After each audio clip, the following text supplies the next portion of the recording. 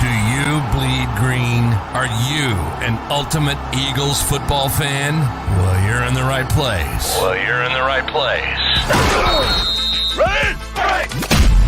This is Birds 365, hosted by the new Mac and Mac, Jody McDonald and John McMullen. Here we go! Who collectively have covered and talked about more than 50 plus years of Eagles football. Kick off your day with Birds 365. You'll get debate. We love to argue. You'll get the real story from inside the locker room. And you'll hear from some of the great football minds from around the region. You're about to become an Eagles insider. Get in the game. Join Jody Mack and Johnny Mack and join the football community that flocks to Birds 365. Birds 365 starts right now. Welcome to the NFL. Let's go! Let's go! Go!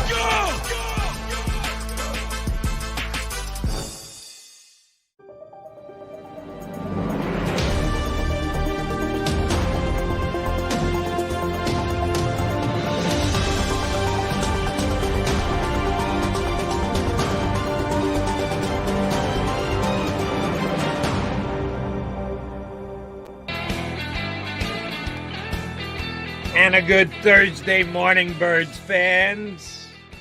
2 hours going to fly by today. Just a pre-show prediction from your buddy Jody Mack here. We have a lot to parse out, a lot to digest from yesterday's Eagles confab with Howie Roseman and Nick Sirianni. You got Jody McDonald and John McMullen here with you on Birds 365. We got two good guests coming your way. For the second day in the show, I'm going to relate to one of our streamers who jumped in before the show ever started to comment on the show. Always love when someone comments on the show before it actually starts. From BRRR, R.I.P. Jody. Guess what? I'm not dead, and I'm not dying, and I'm not going anywhere, at least not for the next 2 hours, so feel free to... What does that even mean? What does that even mean? See, that's why I'm repeating myself from yesterday. That's one of the reasons why we don't comment on the stream as often as we do, because you don't know what people mean. It's typed out on a screen. I got a real zeal. Is today the day that McMullen takes an L for as Brian Johnson takes? What am I taking an L for? I don't know. That's why we don't comment on them as much as they do. But RIP is pretty easy to figure out.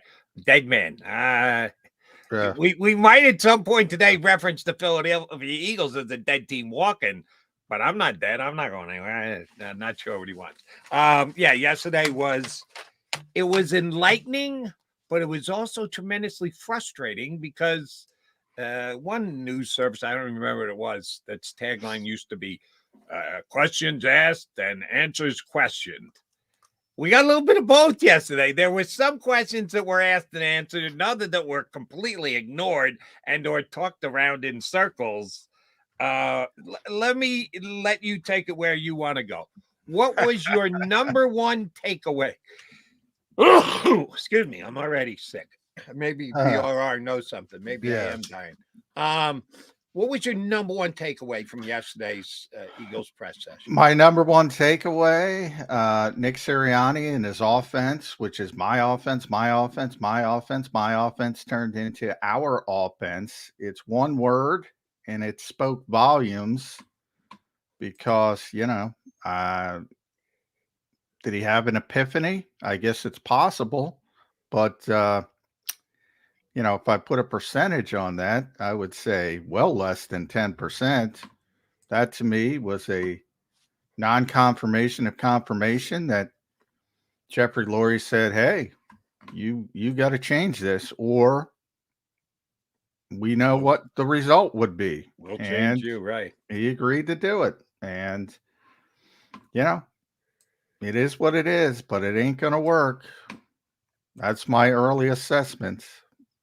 Tim McManus, if you're an Office Space fan, if you've seen the movie Office Space, where the consultants come in and they're downsizing the office, and they ask one of the employees, what is it that you do here? That's the feeling I got when Tim asked him, so what do you do? And Nick's like, a retired guy. Basically, he said, well, maybe I'll sit in some of the defensive meetings. He's like perusing it. I'm like, what is going on here? This is Jeffrey Lurie, a great owner. I'm not coming off that. Compared, you and I were talking, we got a little late because we're talking before we got on the air. When you compare him to the rest of the league, really good, really good. So, I mean, that's all that matters ultimately, how you grade somebody against your peers. He's a really good owner. But man, he's got a blind spot when it comes to coaching. He really does. He thinks he knows. Yeah, look, you don't know. Stop it. Stop it. If you're going to hire a guy, hire him to do the job. If you don't think he's doing a good job, fire him and hire somebody else you think will do a good job. But don't go this halfway nonsense. And that's what he's doing. And you're going to have a co-head coach of the offense and a co-head coach of the defense and a guy. You got Jason Garrett without the clapping when Jerry Jones took all his power away down in Dallas. That's what you have. That's what you have. And here's where I came off, because you're right. That's probably the number one takeaway. But the thing that struck me most, because, hey, we've been doing this for weeks. The collapse started, the collapse continued, the collapse worsened, the collapse completely collapsed in the final game, the playoff loss to Tampa, and we all have been speculating ever since. Could the 7-game unbelievable collapse / rut the Eagles were in outweigh the first 2.5 years of Nick Sirianni's tenure? Because the first 2.5 years pretty damn good. Take over a team, albeit, yes, a little injured, that won 4 games the year before, get them above 500, get them into a playoff game. Yeah, they got dominated in the playoff game, but nobody was believing they were going to make the playoffs anyway. To year 2 in the Super Bowl, tied with 10 seconds to go. In year 3, 10-1, and 2 games better than anybody else in the National Football League. Not tied at 10-1, not a game ahead at 10-1. They had 1 loss when everybody else in the league had at least 3. And then comes the collapse. So Howie kind of talked about this, trying to do some math. That's 4 times as many up until that point. And then, yeah, well, you know, it's right. It's a bad look, yeah, to fire somebody with that winning percentage. And I think that's where the Eagles came down to it at the end of so they took away all his power, but kept the coach because he has a good record, basically. And I got people now. McMullen likes CEO coaches. Now, this isn't a CEO coach. I love CEO coaches. Come on. I mean, use your head. There's 2 of them in the championship games this weekend. John Harbaugh, Dan Campbell. They have power. That's the difference. They have power to do what they want to do. Then I'd love a CEO coach, and you can toggle to wherever there's a problem, and you can make a decision and fix it. Does anybody think that's what's going on here with Nick Sirianni? Here's the reason why I have trouble believing that, John. They sold it, yes. They sold me. And I, without knowing, and none of us really know, we weren't behind closed doors, so we're all speculating in part. It could be based on knowledge of the people involved, but nobody was sitting in the meetings that they had when they Sean Desai needed to be stripped of his defensive play calling responsibilities. I first took Nick at his word, but then we find out Nick is a blatant liar because he says we're not making any changes. They tell the players on a Tuesday. They make Sean Desai go up and talk to you guys as if he's the defensive coordinator. And then before the end of the week, they say, well, Matt Patricia will be calling plays from here on in. So we know he just blatantly lied to you, me, every other Eagle fan out there. So it certainly puts a question in the trust that you should have from Nick Sirianni, from him telling you the truth. I came to the point of believing it was dictated to him, that it wasn't his call, but he, being the malleable guy that he is, said, okay, you want to put it all on my shoulders, I'll take all the bullets. Well, they sure as hell sold that yesterday.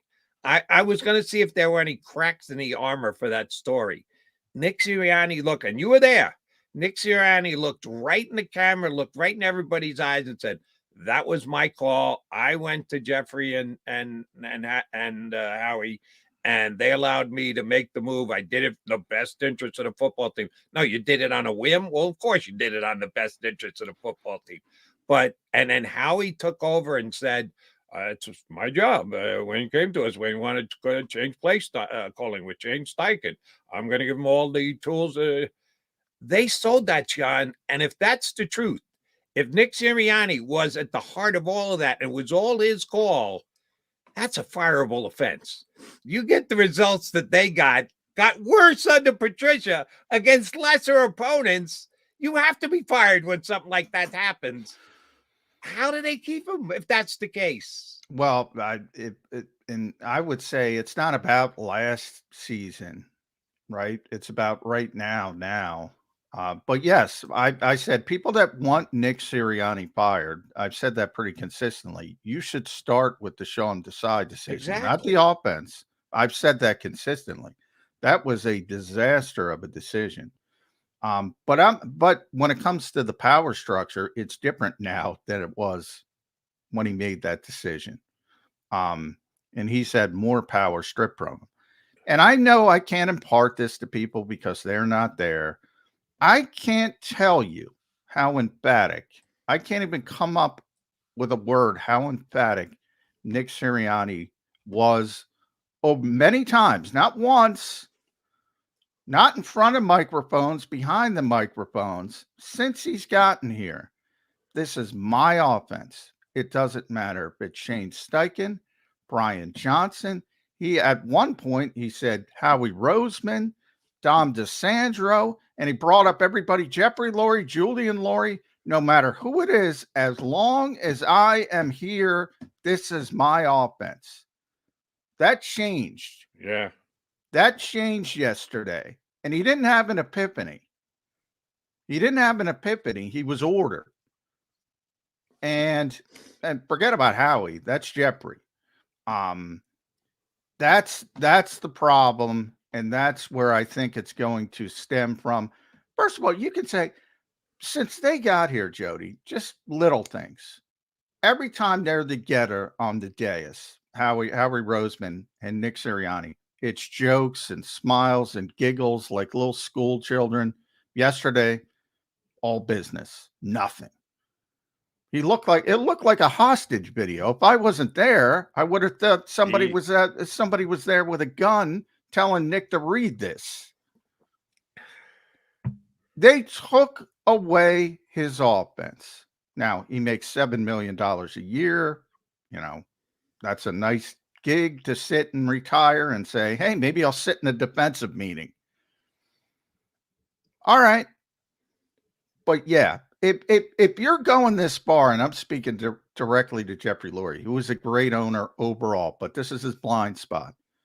Show the courage of your convictions. Go in a different direction. That's what you're going to do it next year anyway. You might as well get it started, because this is the worst thing you can do. Straddle the fence and try to say, well, he had a great record and I don't want this reputation of overreaching. That's basically what it comes down to. Because as you mentioned, when you compare it to the rest of the league, this is a you-know-what show. But compared to the rest of the league, which struggles and can't find ways to win, the Eagles are pretty damn good. And they say, well, how many coaches do we have in our history with a 667 winning percentage, can make the playoffs 3 consecutive years? And I'm going to fire this guy. I'm going to look bad. Putting lipstick on a pig, Jody. Yeah, after yesterday, I think it actually looks worse by keeping the guy. What you did to the guy, what you've asked the guy to do. And again, I'm going to give Nick Sirianni, maybe should get an Oscar, because I had to believe him when he said yesterday that was my decision to fire, demote, call it what you want, but take all the power away from Sean Desai.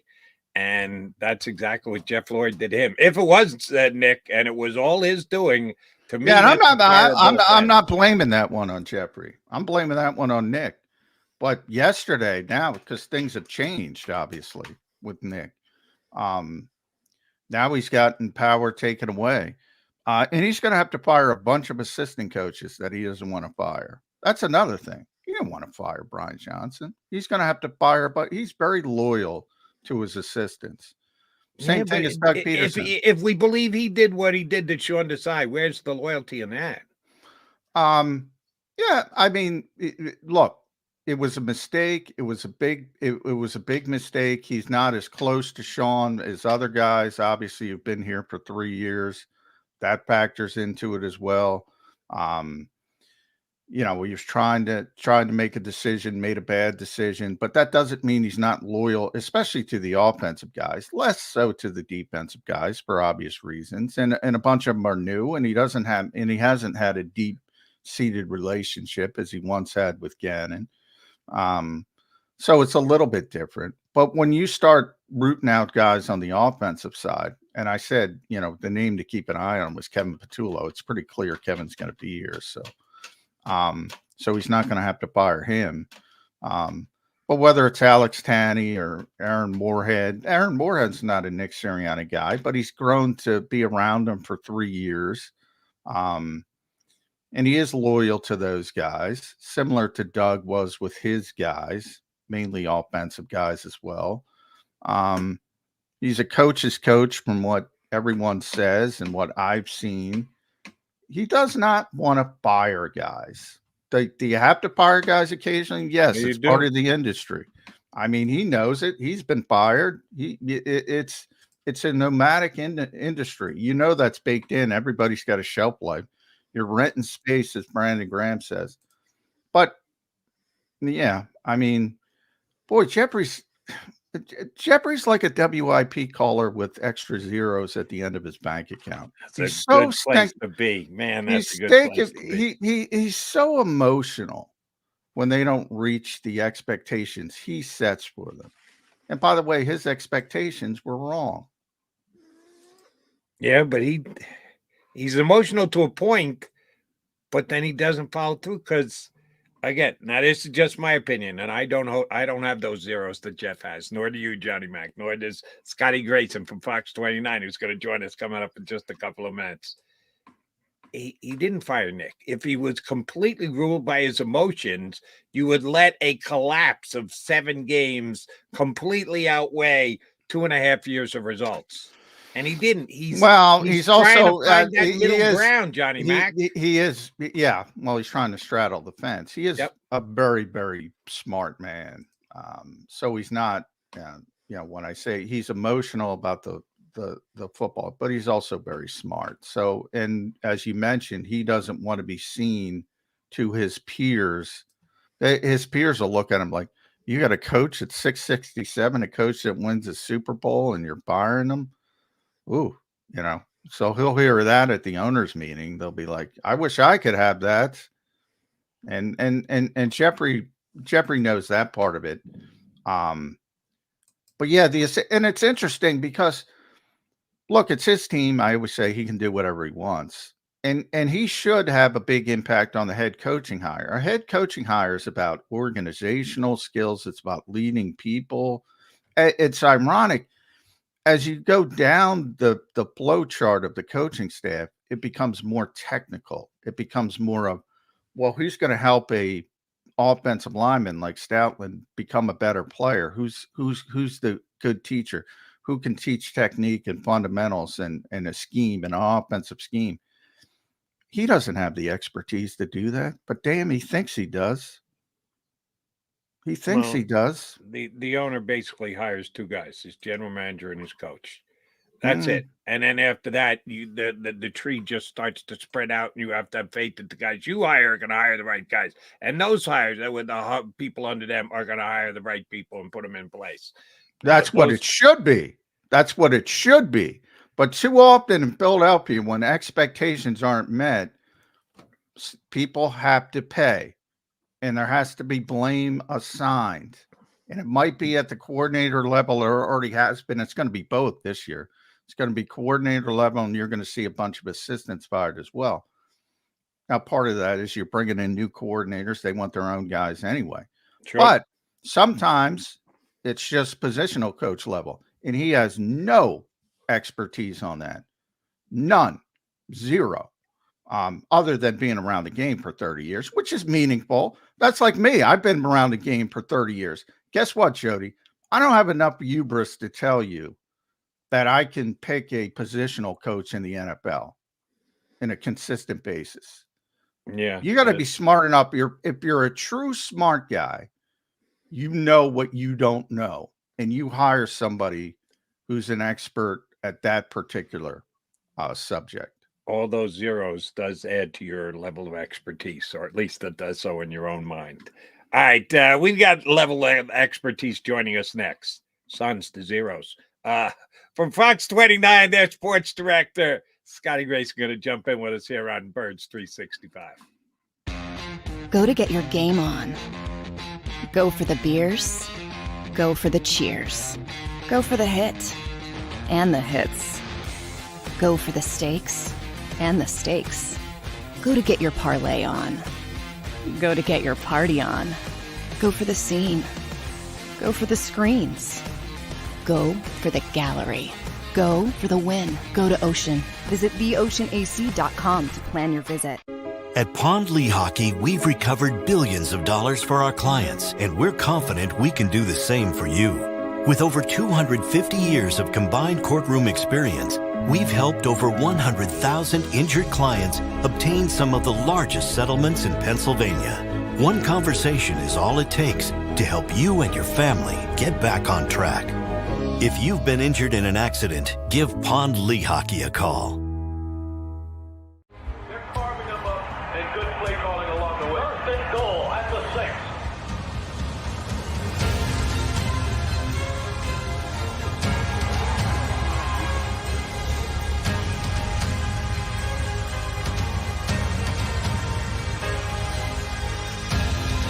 On the field of life, First Trust Bank is there for you. Champions on 3. 1, 2, 3. Because Philadelphia dreams deserve a Philadelphia bank.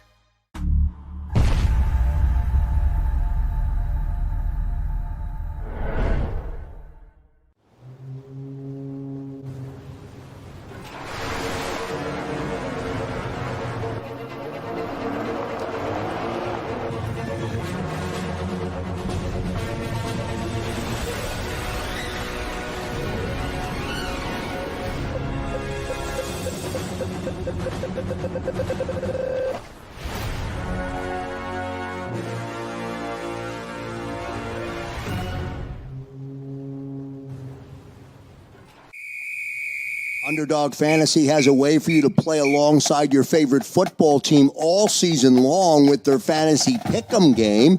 You pick between 2 to 5 players, select whether they'll go higher or lower on one of their stats, then do what you usually do on a Sunday, watch the games. You can win up to 20 times your money in a single game by going 5 for 5. It's a fantasy game, and the Sports Betting Show wants you to get involved. Go to UnderdogFantasy.com. When you sign up, use the promo code WIN, and Underdog will double your first deposit up to $100. That's UnderdogFantasy.com. Use the promo code WIN. Do you stream on a Roku, Fire Stick, Google TV, or Apple TV? Now you can watch 6ABC 24/7 with the 6ABC Philadelphia streaming app. And the big story on Action News? Search 6ABC Philadelphia and start streaming today. EAGLES, Eagles. You got MAGA Mac here with you on Birds 365, and he and I didn't even consult. We got the same great T-shirt on today, looking good. Again, he's got more zeros than me. He doesn't have Jeff Lorry zeros, but the well-dressed. No, but you do. You think? Here in the Delaware Valley, he's one of a very small group. Scott Grayson here with us on Birds 365. All right, here's why I want to start with you, Scott, because John and I discussed it in the first segment. Just me and life. I believe that there's a whole bunch of life spent in the gray areas. The society in which we live, and I've been around 60 years now, has got more and more to each end.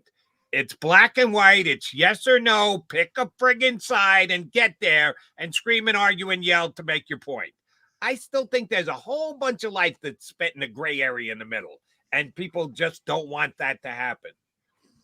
I think the Eagles tried to find the gray area yesterday, that they wanted to keep Nick Sirianni, but strip him of his power and dictate terms and whatever. And I'm a gray area guy, but I think this is one of the areas where you had to get to an end. You had to make a decision. Either you fired the coach or you let the coach continue to coach, not say we're stripping down all your powers and your abilities or whatever. Just we want to be able to shine the light on that 667 winning percentage. But other than that, do as you're told. Did Jeff Lurie and Howie Roseman falsely try and find a spot, mistakenly try and find a spot in the middle yesterday? I guess we'll find out. But I'm with you. I think there's a lot of gray area here. And what we're trying to do is to fill in that gray area with what we think happened, right? My question, I guess, I'll answer your question with a question. If the whole Doug Peterson thing didn't happen, is Nick still the head coach? I think on the heels of Doug leaving after what happened here, to do that again after 3 years would set – who's going to want to come here and coach if that's what you're doing with your coaches? Who's going to want to come here and coach if you're getting rid of guys that have the 667 win percentage, that were in the Super Bowl, been in the playoffs all 3 years? I think Jeffrey was worried about – I think ultimately they were worried about their image longer term. And this was how they think they're going to try to solve that. And Nick was willing to play along. That is the other key part. Yeah. That Doug was not willing to do. And so Nick's willing to play along to say, fine, I'll be the rah-rah guy. I'll manage the game with the timeouts and all that, decide when we go for two. But other than that, they've taken – and it's interesting to see who they put around him now, because now you get the over – Jeff has a history. Look, the guy wants to win, and I think we all respect that and love that about him as an owner in this city. But when they try to cut corner, when you brought in inexperienced coordinators, it didn't work. Now it certainly looks like they're going to go get Vic Fangio, who's an experienced guy. He's an older guy. He's been a head coach before. Well, that worked with Doug. You brought in guys that were head coaches before, on at least on defense.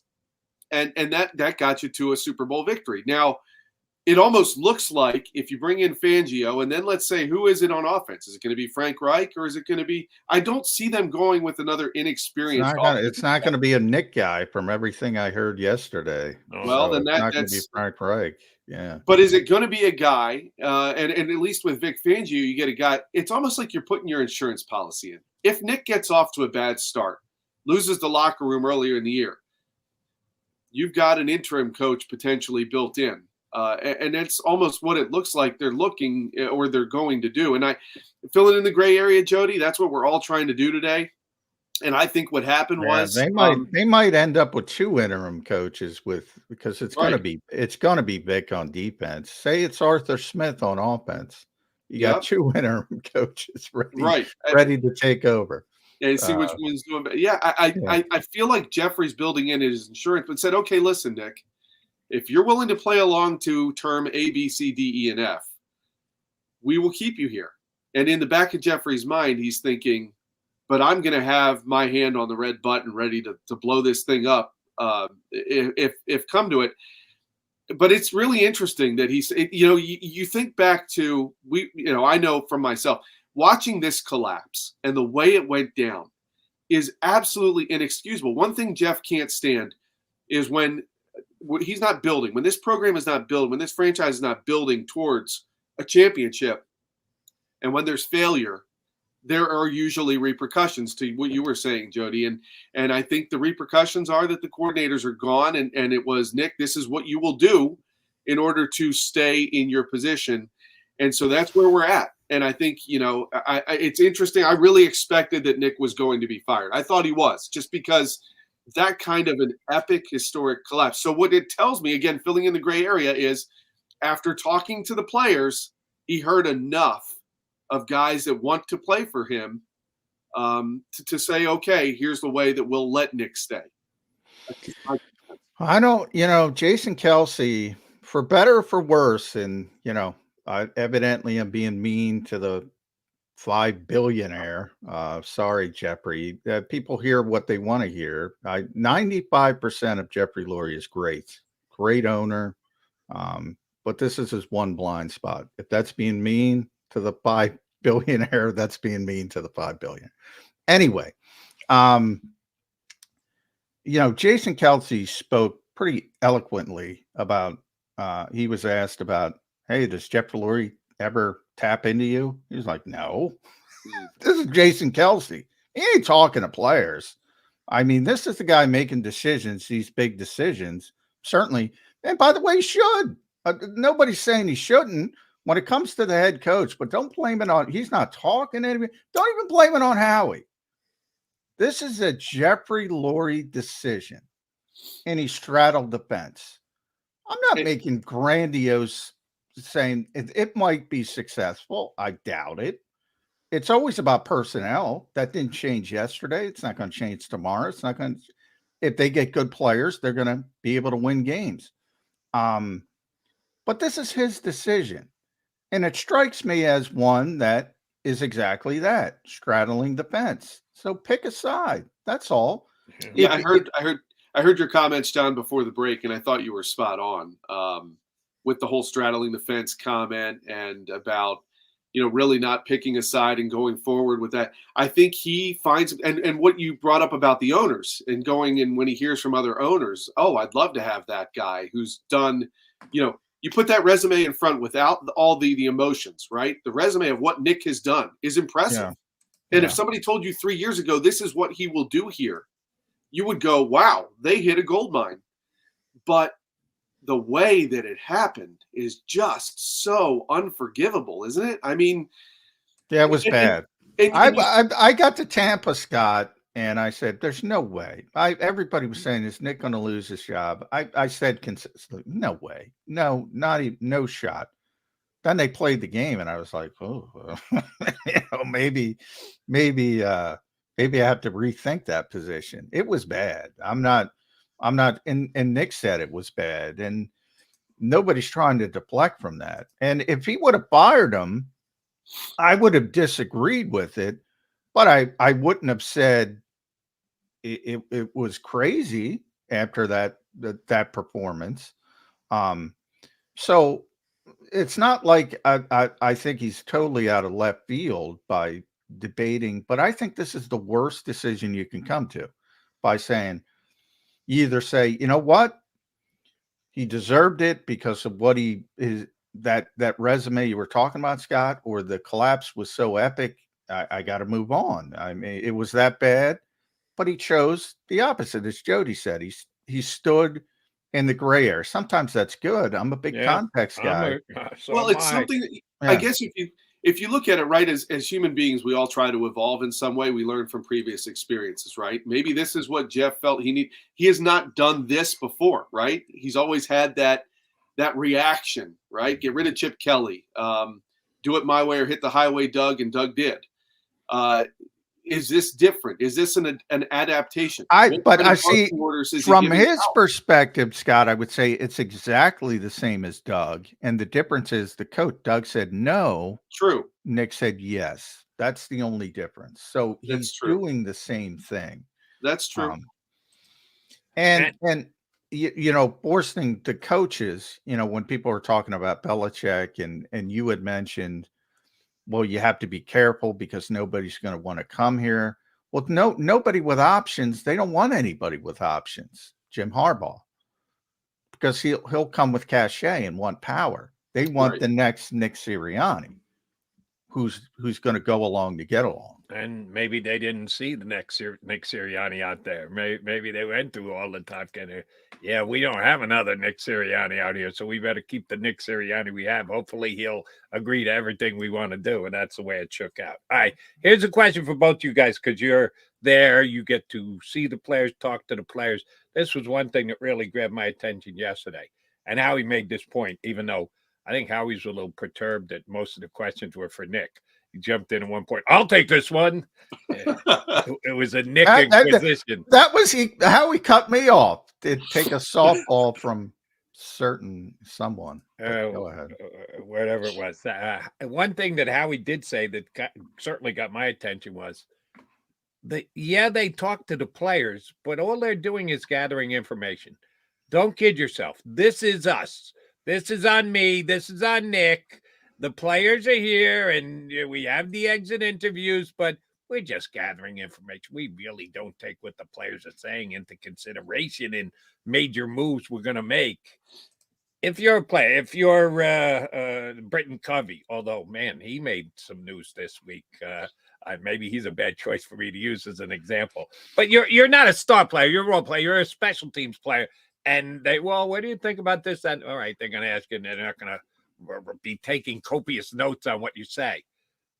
But if you are Fletcher Cox, if you are Hassan Reddick, if you are Devontae Smith, if you are Dallas Goedert, if you are Lane Johnson, you're just being used for informational purposes, that your position, your opinion doesn't carry a whole hell of a lot of weight.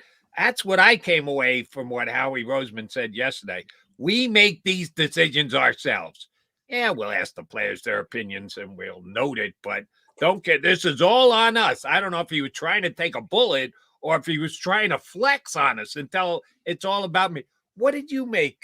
And you guys are around the players. What do you think the players made of that statement? Did I give too much import to that? You want me to go first, John? Yeah. I think Howie likes to try to flex, and he doesn't always land it. And I think he tries to make himself out to be. Look, he's an important guy. He's got a very important role in the organization. And I think there are times, like you said, he jumped in and said, "I want this," or he tries to make and take the spotlight. Now, whether it's because he thinks he wants to be the one to take the bullet for whatever, because it's fine, point the finger at me, and he thinks he's doing the upstanding job. I just don't always think he lands on both feet well. And so I guess where I'm at is, these players stay here. They continue to play here. They love playing here. The Jason Kelce's, the Lane Johnsons. I don't think they're bothered by it. I think when they feel like they need to be heard, they are heard to these core players, that they are heard to a certain extent. A lot of what they want, though, is related to, I think, things that the head coach gives them. Yeah. The practices, the later practices, the taking care of their bodies a little better, and that kind of. So I think a lot of, I don't know how much of what they say to Howie, if they say much to him, is actually something they are really expecting to land, well.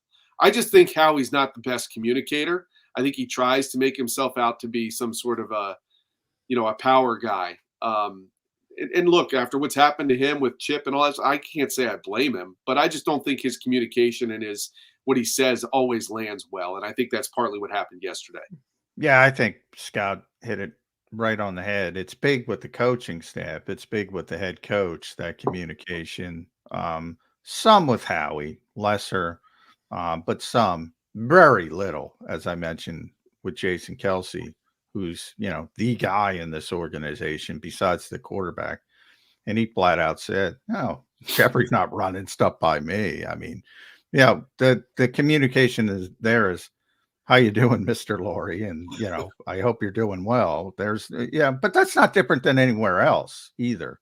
And Jalen Hurts said it after the season. Sometimes the quarterback has that kind of importance, depending on who the quarterback is and where they are. And Jalen's mindset is, and he said it, players play, coaches coach, owners own. I don't even know if he wants to crave meetings with Jeffrey Lurie. But yeah, I think Scott hit it on the head. It's basically very important with the head coach, a little bit with the GM, but very little with the owner. All right, so here's my question to both of you again. If that's the case, it's important with the coach. How does Nick Sirianni run the room now? John McMullen, Jody McDonald, to a lesser extent, Scott Grayson, all said here today, he's been neutered. He just doesn't have the gravitas and the power that he did before. He's coming in as a neutered coach. How does he command that room? How does he get the attention and the respect of those guys if they're smart enough to figure out, yeah, coach, what are you doing? You're getting sandwiches for us today? You're not running the offense. You're not running the defense. You're not running the special teams. Maybe you're running, get me a Reuben coach. How does he take command of the room now? I guess, frankly, that's going to be what is going to be fascinating to watch. Is he is a good? I think he is a good speaker. I think he does do a good job of presenting things to the team, big picture, and that's going to be what he's got to do. But make no bones about it. Look, nobody's taking this offensive coordinator job unless they believe they're going to get to run, and they're told by Jeff and Howie They will run their offense the way they want. Which Nick said they were. Basically. He did. Yeah. He did. And that is going to be interesting. That's going to be the most humbling thing for Nick, I think, is to suddenly not be able to, he's going to, I'm sure, say, well, what about doing this? And I hope he does. I think some of the best things that happen in sports are when one thing is evolved a little bit with something else. We saw too much of Nick's offense is not going to be a good thing, but maybe a little bit here and there blended with the right mind could be a good thing. And I think that's where Nick's going to try to find his niche. I think I will be curious to see what the relationship is like with the players that come back and who's here and what they do in the off season and how they behave behind the scenes. And that stuff we don't really get to see a lot of. I think Nick's best role is going to be just to try to be, if he can show that he's got good grasp of the game and a good decision-making process on the sidelines, when to take timeouts, when not to, when to go for two, when not, then I think he'll have the back. If he's able to manage all that stuff well, these players will play for him. They want to win. But how will he be able to check the ego behind the scenes, Monday through Saturday? I don't know. Yeah. I mean, what that to me is, Jody McDonald, Scott Grayson see it. I see it. Do they think other people don't see it?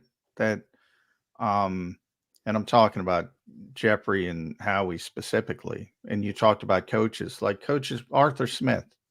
If he has options, why would he choose Philadelphia with whatever you want to call it? Jody likes hot seat. I'll use hot seat. The coach is obviously on the hot seat. He's obviously coaching for his job, and he can't even coach for his job. He's got to coach for his job, but he can't coach for his job. That's got to be frustrating from his standpoint. I think the appeal is, like we were talking about, you come in here, if you feel like you're ready for another head coaching hour, a head coach, you're coming in here with the caveat that if things aren't going well, I'm putting myself right near the front of the line to take over. Yeah. Well, yeah, you do have a head start, but you also have the realization that odds are you're not going to win the Super Bowl. He was out.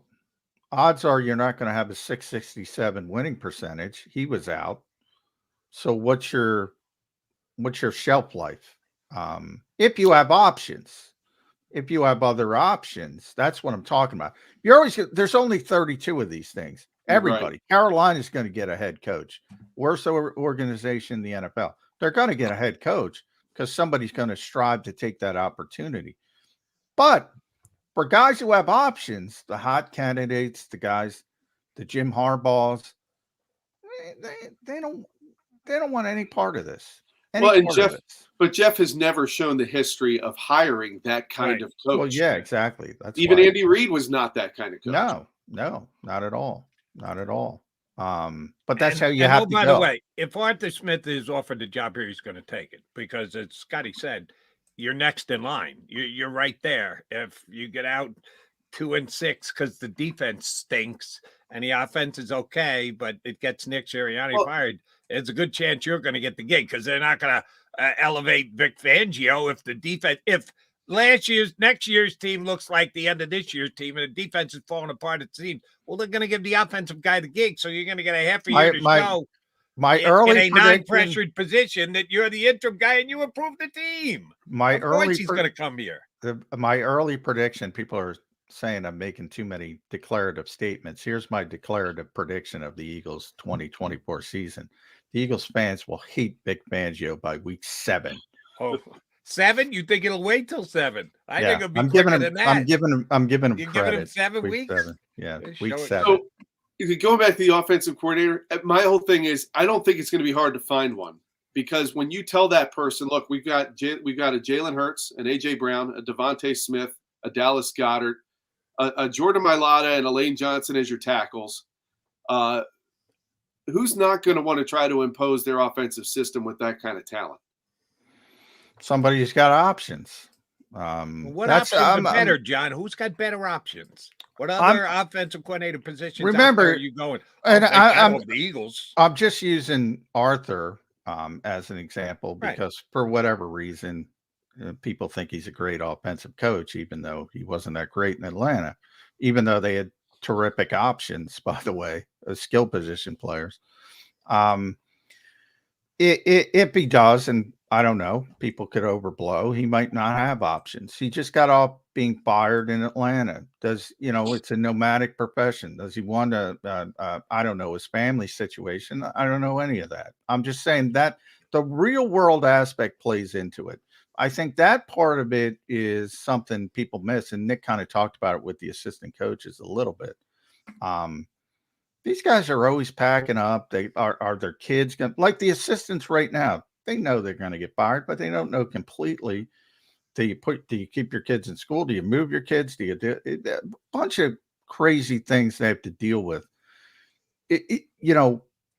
Having a settled and at least somewhat settled situation in a nomadic profession can be important. Right now, the Eagles are signaling to the rest of the league, we're going to make some changes. We're gonna blame people. That's how I say.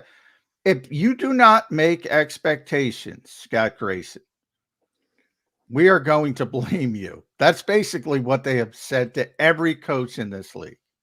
And as an offensive guy, if I were an offensive guy, though, I mean, I guess you have to have the right personality. For me, I look at, I have an opportunity with that offensive roster.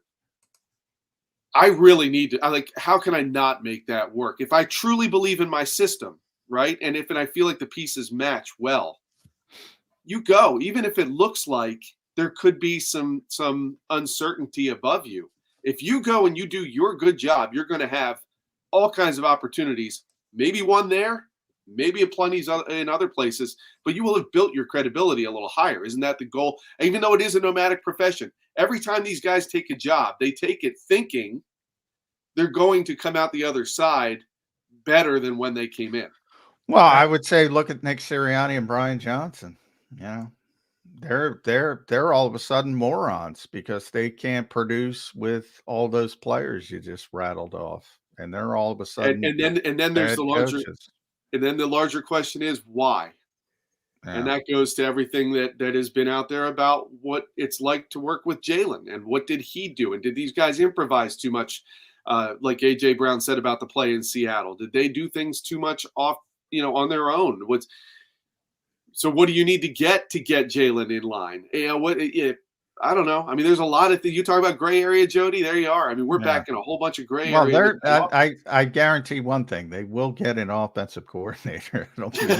And oh, by the way, the guy who actually interviewed, I wonder if he interviewed before or after you guys got a chance to talk to Howie and Nick, because they were late. Shockingly, they were late for their own called press conference time. But Jared Johnson, who, I do remember when he was on the Eagles back in 2011 for Dream Team. Dream Team. Was that the Dream Team team? Yeah. Just look at this nomadic life, to use your phrase, John.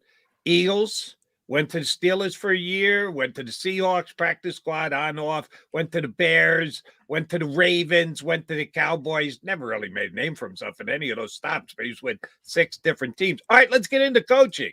He goes from the 49ers to the Vikings to the Colts, and this past year, the quarterback coach for the Houston Texans. This guy better get a discount from you all because he's moving every 20 minutes. Yeah, that's what you sign up for. If you're going to be a coach/player, well, all right, you're a first-round draft pick. Yeah, there's a good chance you're going to be staying with him. You're going to move once in your career. But if not, that's the life you chose. You know that's going to be the case. So, again, the people just say, oh, why would you hire this guy? You're only going to turn around and lose him. That's the game. Good guys get up and go. Yes, you lose guys. From the Eagles did very well. Would you rather have not gone to the Super Bowl and just kept Shane Steichen and Jonathan Gannon? Well, I think some people gone 7-9. Yeah.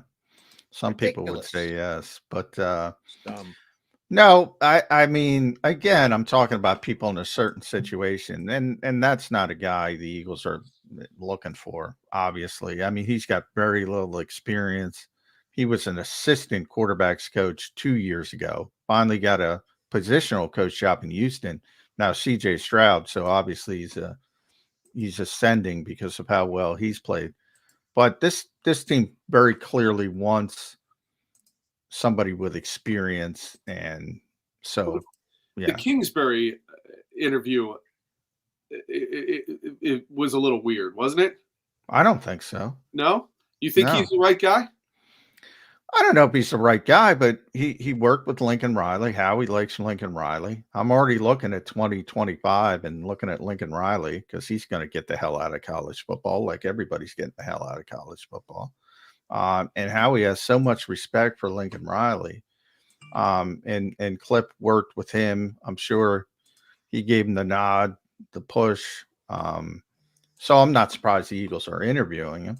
Would I be surprised they hired him? No. Yeah, I guess that's what I was going at. No, he's an RPO guy. So that works in with Jalen. He's worked with players like that before. He's had some success. He's got experience. He's built offenses. He's got everything. He checks every box for what they want. Let me challenge you on that, John. He's had some success. Where? Well, his offenses. I mean, but as a head coach, what do you talk about? You know, his offenses were pretty good in college. Now, his defenses might have been worse than his offenses were good, but he's not being hired to be the head coach. He's being hired to build an offense. So, and obviously I think people forget when they got up to whatever they were, 9-0 or 9-1 the 1 year. Yeah, and last then they team kind of lose a game, 9-0. Yeah. So he had some success with Kyler Murray at the pro level. So let's hire a new offensive coordinator who did the same thing Nick Sirianni did this year. Got off to a fast start and cratered badly. That just doesn't make any sense to me. Well, he's the head coach. He's being hired again. We're looking at the offensive part of the picture, and the Cardinals were pretty good offensively. Kyler Murray, look at the year he had, pretty stinking good. So again, it's scaled back. He's not the head coach. He's the offensive coordinator. Obviously, college, he turned Johnny Manziel into a Heisman Trophy winner. I mean, none of us knew what the train wreck of Johnny Manziel was back then, but he turned him into a Heisman Trophy winner.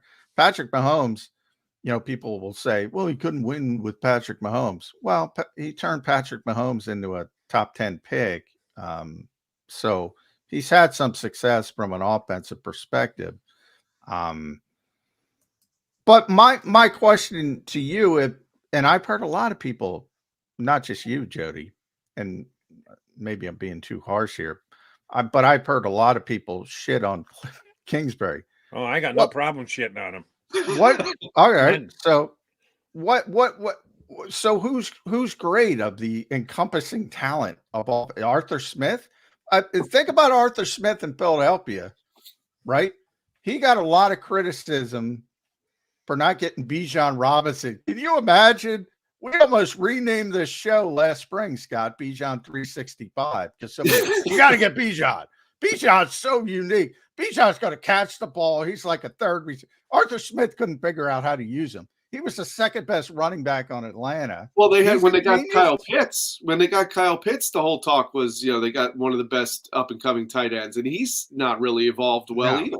Yeah. So who's out there that's so much better than Cliff Kingsbury? Well, here's a procedural question for you. If you know the answer, John, or Scotty, jump in there. Did Buffalo make Joe Brady the official offensive coordinator yet, or is he still the interim offensive coordinator? I believe he's interim. He's had some interviews, so yeah, he's still interim. I'd blow him away with an offer, the way that the Dolphins did Fangio last year. Just offered Jeff. I'm not giving him $4.5 million. Jeff Florey's got those zeros that he could do it if he wanted to. Well, he could, yeah. Bat an eye. Yeah, but why would Joe Brady be the highest paid coordinator in the history of football? No, I'm not going there. You could probably get him. You could have Cliff Kingsbury for half the price. I'll overpay for Brady before I'll pay for Cliff Kingsbury. Yeah, I'm not. I don't think you don't need to do it to make him the highest paid off. Look, if that's your guy, that's your guy. I mean, I don't know. They asked me for a guy. I gave you a guy. Well, I'm just arguing the salary part of it. I don't think you need to go that far to make him the highest paid. I think they need to get a guy who is going to get through to Jalen. The the amount of receivers he misses that are open that he just doesn't see, that's got to be fixed. Now, some of the play designs last year were, I mean, they were getting blitzed and they had no answers for it. That's not on Jalen, but there's times that you just see Jalen take his eyes off downfield and he worries about the rush instead of stepping up and delivering a ball out on time. Or somebody's got to get through to Jalen, and that's who the person that whoever it is as offensive coordinator, I think one of the top qualities needs to be somebody who will get through to him and that Jalen will respect and listen to. Well, yeah. I mean, the biggest part is getting Jalen back on track. Whomever the offensive coordinator is. Yeah. And by the way, we've had so much talk, Scott. It's good you went there about the coaching staff for obvious reasons. I mean, that's what it's all about right now. But the quarterback is kind of skating underneath this. He is. I mean, a lot of these offensive problems, if it makes you feel better, blame it on Nick, blame it on Brian, but a lot go on the shoulders of the quarterback. You mentioned the improvisation in Seattle. Guess what? Not necessarily a bad decision throwing the football down the field to A.J. Brown in that situation. If you look off the safety, if you execute the throw, that was the problem. And the blitz beaters and people talk about, well, a sight adjustment is a sight adjustment. That means the wide receiver sees what's going on. The quarterback sees what's going on. They're on the same page. They do it on the field, and you make an adjustment. Why is Jalen Hurts skating through all this? I think it's a fair question. And I he does have this quality of him that is so likable, right? We saw it and everybody loved and raved about it last year in the Super Bowl run that he's a leader. He's stoic. He's never too high. He's never too low. Well, I mean, when the ship is sinking, you almost want somebody to stand up and scream a little bit that's in charge. And he's that guy that is in charge. He's the face of the team. They made him that. They paid him that way. And he didn't do that. It's not him. That's not who he is. I get it. But when you look at Jalen as a player, and I'm still waiting, John. I'm waiting to hear that he had some sort of surgical procedure done on his knee. It's possible. Because he did not have, we all saw it. He did not have one of his top tools in his kit available to him, which is the burst in his leg. And look what it did for him last year with the RPO. That's fine. But when he doesn't have it, he's got to compensate in some other way. He was unable to do that. That's where the growth needs to occur. And now next year, you want to believe he's going to have that tool back in his bag, at least at the beginning of the year. And the running part of his game will be there. Without that, he was limited. And so you have to, and if Jalen's a competitor, we all believe he is, that's going to bother him. And he's got to study some film. He's got to look at things he missed. He's got to learn from that and try to train himself to see those things. This guy seems like he's built that way. But you're right, John. Why is he skating by without being blamed for some of the ineptitude of what occurred? That safety should have never happened. Yeah. That's on Jalen wholeheartedly. Yeah. But he never got blamed for it all that much. I could give you 250 million reasons why he's not being blamed. That kind of locked into him. They're not moving off him anytime soon. And that's, I said earlier before you came on, Scott, I either Nick Sirianni is Oscar worthy or I misinterpreted the situation. He apparently made the decision on Sean Desai.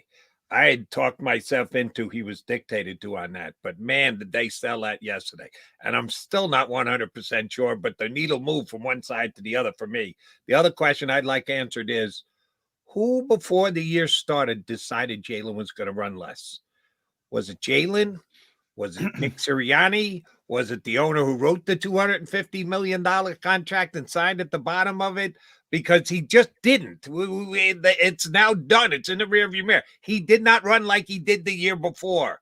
Whose idea? Who started that ball rolling? Was it the team? Was it Jalen himself? Was it something that just about? I really love to know the answer to that question because I do believe that's what happened with the Eagle offense here in the second half of the season. They're just not as indefensible if they don't have a +1 quarterback. Well, and not only can I drop in? I gotta say real quick. Adam Schefter reporting Vic Fangio's on his way to Philadelphia to sign the contract. He will be the Eagles' new defensive coordinator. I guess it wasn't much of a negotiation. Yeah. They got it done on the phone in 20 minutes. Tampering's fun, but it works for your team. But I'm interested to see, because Miami was like, all right, go ahead, take him. I'm interested to see what kind of contract, because they can't believe the Eagles are giving him $4.5 million, but we'll see. I did see some of the. He's got family up in Scranton. Yeah, part of the payment is to come closer to home. Yeah. So I hope they're getting a hometown discount. Yeah. But getting back to your question, Jody, I think it's a good question, and it certainly bears interest. I mean, it's funny how running quarterbacks hate to be labeled as a running quarterback, right? So was that bothering Jalen? Was that bothering him? And he said, I'm going to throw more, and made that decision. I will run less and save my knees and try to, which ultimately didn't matter. He still took an injury. Was it Brian Johnson? I just don't think Brian Johnson pushed back on Jalen because of their relationship and their history. And that's why, that's why you just don't know what any gray area again, right? We're here trying to fill the space. I don't know. I think it's a good question, and it's going to be interesting again to see what this new offensive coordinator will do with Jalen, how they will handle him, and how they will get him back in learning and trajectory. He's still got a lot to learn that he can build on, which is why you look at it and you go, hey, man, that ceiling is way up here. Hopefully, but can he get there? Ceiling is yet to be achieved. Scotty Grayson, we kept you a full half hour. Thank you very much for jumping in with us today. Always appreciated. And I love the T-shirt. You're looking good, buddy. There you go. I'm with you. That's Scott Thanks, Grayson. buddy. Appreciate it. S. Grayson, Box 29. Take care, guys. Twitter, X. Thanks, Scott. He's Scott Grayson. All right. He's McMullen on McDonald. Coming up in less than 20 minutes now, as a matter of fact, we'll talk to our buddy Chris Franklin from NJ.com and get his take on what went down at the NovaCare complex yesterday. Birds fans, here's your chance to save up to 40% on your car insurance. And you can do that right now from one of JAKIB Sports' great partners. Here's what you need to do. Call managing partner Jim or Fran and tell them you're a friend of JAKIB Sports and Birds 365.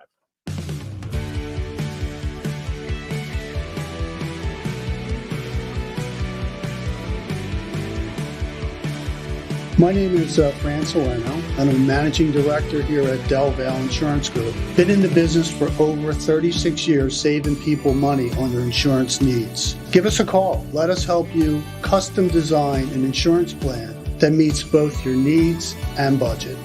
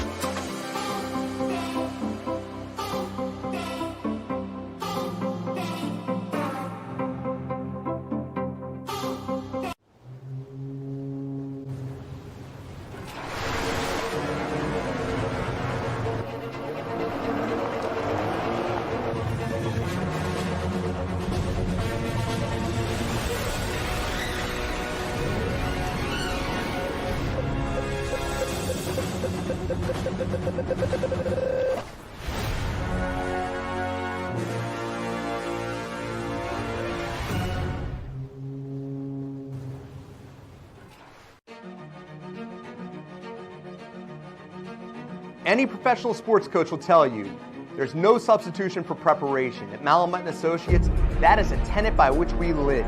We prepare from day one for victory. Anything less is not acceptable. Go passionately. Go fearlessly. Go confidently. Go Birds!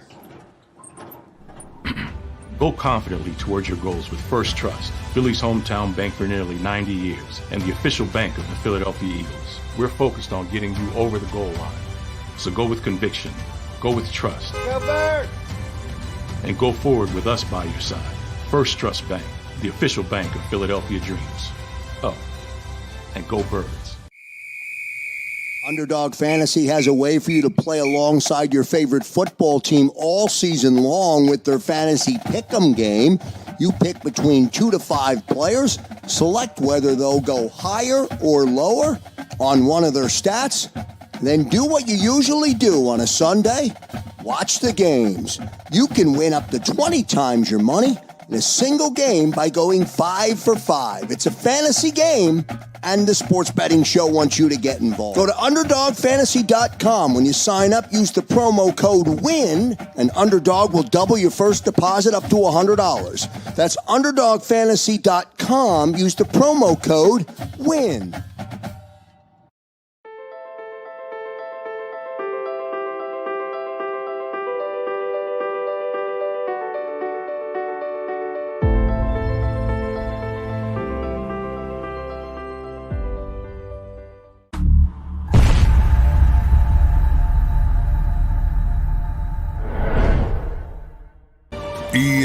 EAGLES, Eagles.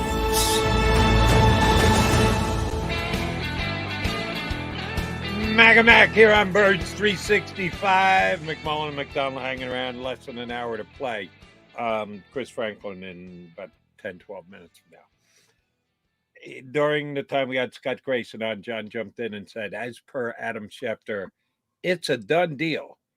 Vic Fangio, next defensive coordinator of Philadelphia Eagles. So it came down yesterday in the afternoon after the late starting Eagles media gathering began, Howie Roseman and Nick Sirianni, that Vic Fangio had parted ways with the Miami Dolphins. Was the first time it was reported.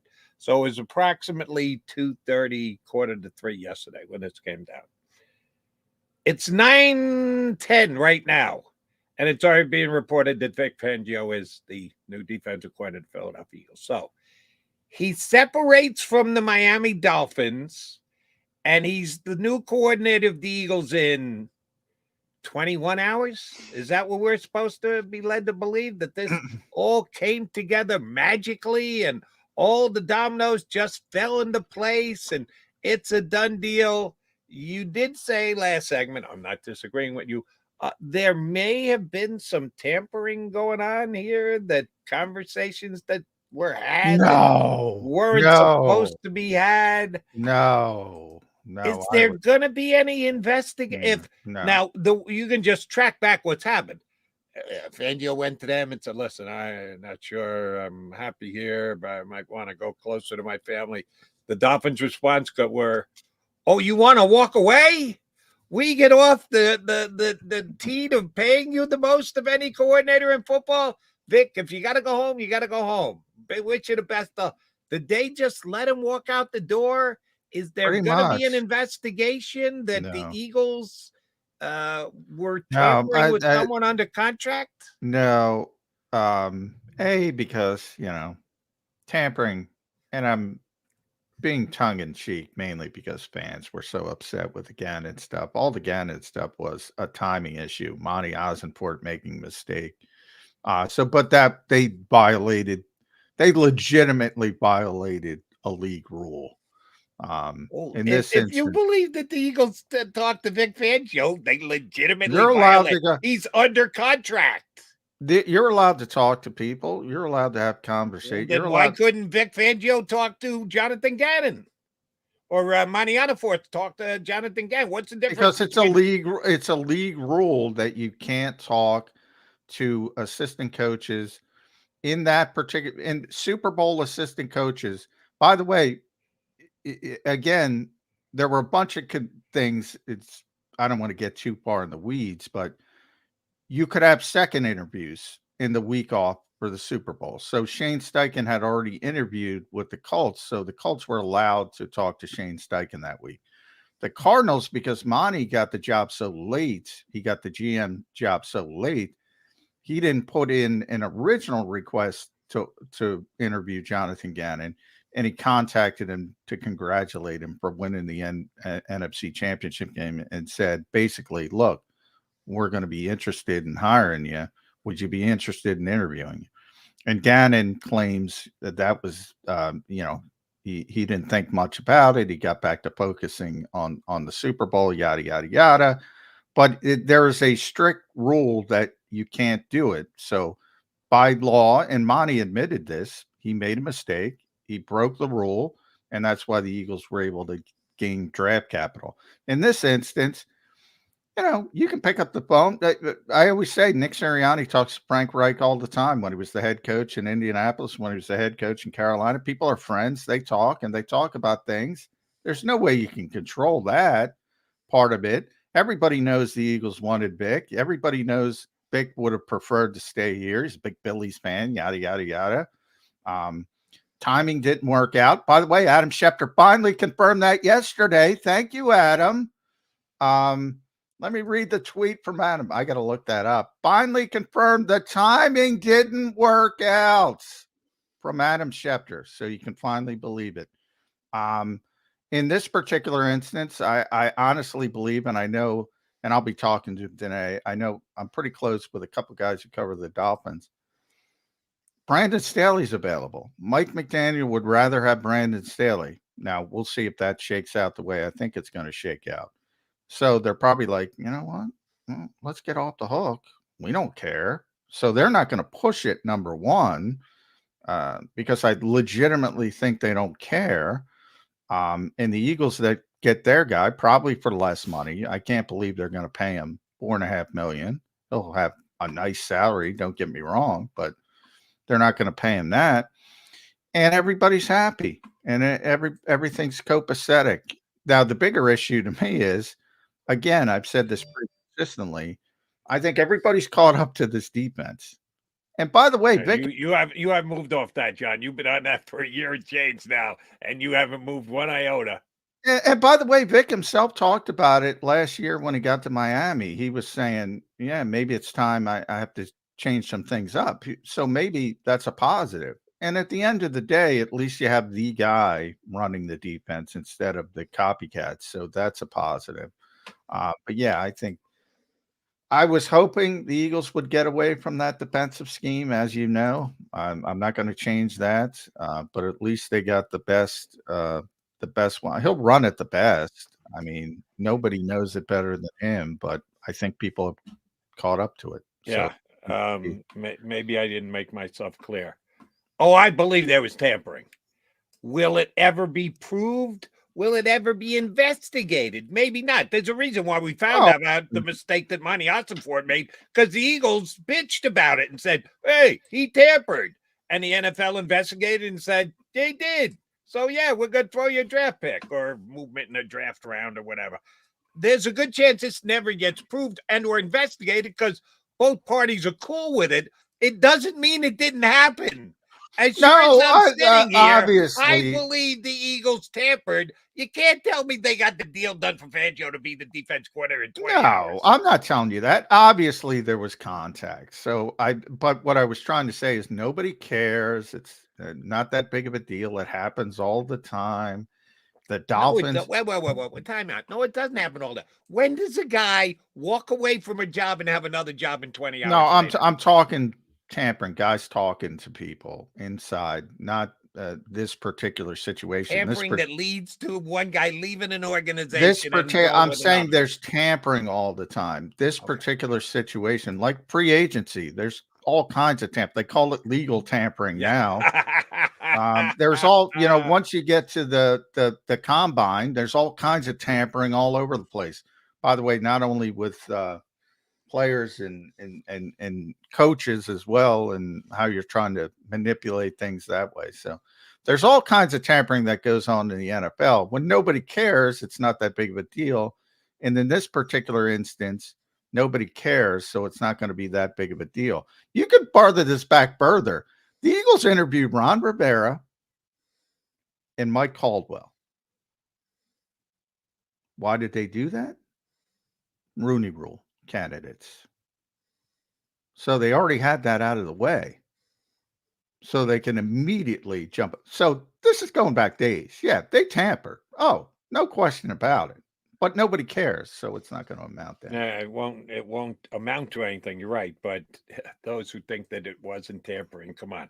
The facts just tell you that was the case. Will they pay a price for it? Probably not. They're probably just going to move on with Vic Fangio. And yeah, I'm very interested to see what kind of contract he gets. Again, no skin off my nose. It's money out of Jeffrey Lurie's pocket, and he can pay anything. Yeah. So it isn't like, oh my God, because they gave Vic Fangio $4.5 million, they're not going to be able to sign a better backup linebacker next year. No, one thing has nothing to do with the other. If they're enamored with him enough and believe the godfather of the defense is what they have to have, you pay what you pay. For all the people that thought he was the savior, yeah, you got your savior 1 year later. But the savior's coming to town. You got your savior, so good luck with it. Don't know if it's going to work, because John, I give you credit. You have been consistent. The Fangio defense has been figured out. That has been the McMullen mantra for sneaking up on 2 years now. Even when Gannon was here, who you went to bat for, I went to bat for too. We still said, is the NFL not figuring the Fangio thing out? At one time, it was new, it was hot, and people didn't have answers for it. But the longer it goes on, the more copycats you get. Yeah, people figure out how to actually beat it. And are the Eagles getting onto the train when it's already left the station? That's a legitimate question that we will ask going forward next year. So we know who the defensive coordinator is going to be. Who's the offensive coordinator going to be? We get Chris Franklin up here, get his take on this, yesterday's press conference. An interesting time to be an Eagles fan. We appreciate you streaming in here on Birds 365. Go to get your game on. Go for the beers. Go for the cheers. Go for the hit and the hits. Go for the stakes and the stakes. Go to get your parlay on. Go to get your party on. Go for the scene. Go for the screens. Go for the gallery. Go for the win. Go to Ocean. Visit theoceanac.com to plan your visit. At Pond Lehocky, we've recovered billions of dollars for our clients, and we're confident we can do the same for you. With over 250 years of combined courtroom experience, we've helped over 100,000 injured clients obtain some of the largest settlements in Pennsylvania. One conversation is all it takes to help you and your family get back on track. If you've been injured in an accident, give Pond Lehocky a call.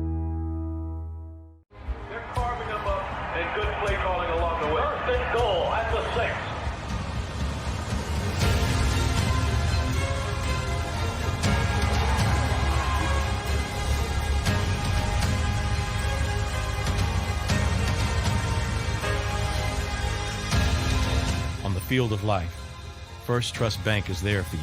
Champions on 3. 1, 2, 3. Because Philadelphia dreams deserve a Philadelphia bank.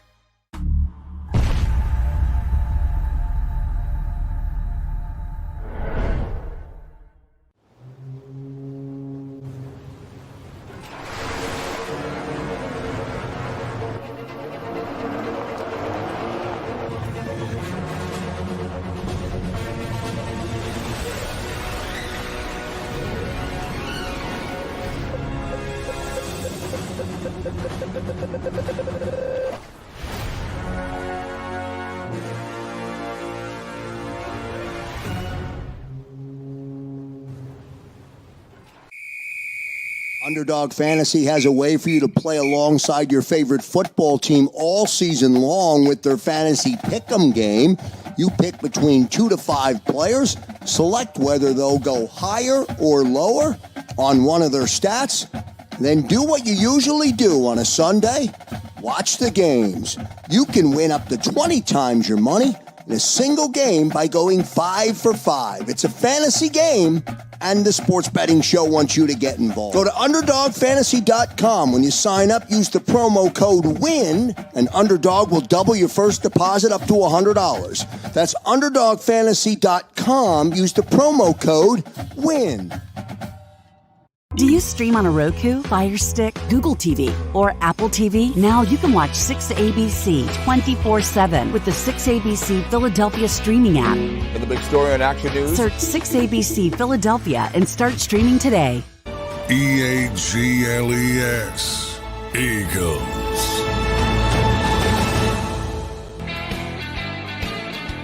You got Maga Mac here on Birds 365, and we got our guy, Chris Franklin, jumping in with us, MrNJ.com. Who's going hoodie today? Is that a hoodie you got on? Yeah, going. Yeah, go hoodie. Make my day. Flip the hoodie up. Let me see. We're on a Vic, you look like Belichick. You and Bill Belichick. We're on a Vic Fangio. We're on that one. That came together quickly, Chris. Yeah, that's right. I had to try. You know, the something about the hoodie makes you just feel sully and hate offense and everything else. So yeah, why not go that? You pulled it off, bud. Now I gotta tell you, you look very Belichickian right there. Very good. Thank you. Yeah, Vic Fangio. That took about 20 minutes from the time he walked out of Miami and became the defense coordinator of Philadelphia Eagles. They're getting a guy that and it's so funny. After a day that Nick Sirianni has been neutered, he was so outspoken about sticking with the type of defense that they had, and that's why they hired Sean Desai, because they wanted to continue to be that same type of Fangio defense. Now they get the godfather of it all. Does this speak to where Nick Sirianni is at with his power base? What does it more hammer home the point that Nick is just along for like dressing, or is this a concession to, hey, at least we'll continue to try and play a defense that Nick has been outspoken about that he likes?